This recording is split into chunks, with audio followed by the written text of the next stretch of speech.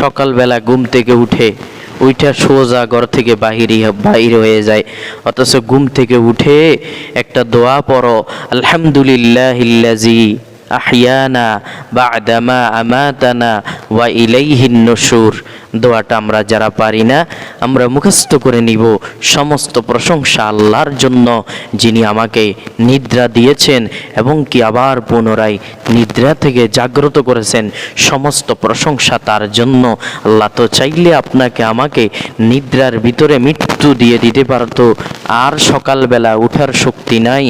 যদি চোখটা খুলে তাহলে সকাল, আর যদি চোখ না খোলে তাহলে পরকাল। প্রিয় ভাই আমার, ঘুম যাব, ঘুম থেকে উঠিয়া এই দোয়াটা পড়ব, আলহামদুলিল্লাহিল্লাযী আহিয়ানা বা'দামা আমাতানা ওয়া ইলাইহিন নুশুর বলে সুন্দরভাবে ঘুম থেকে উঠাবো।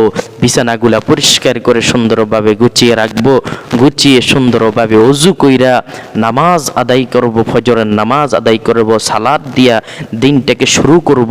আল্লাহ আমাদেরকে আমল করার তৌফিক দান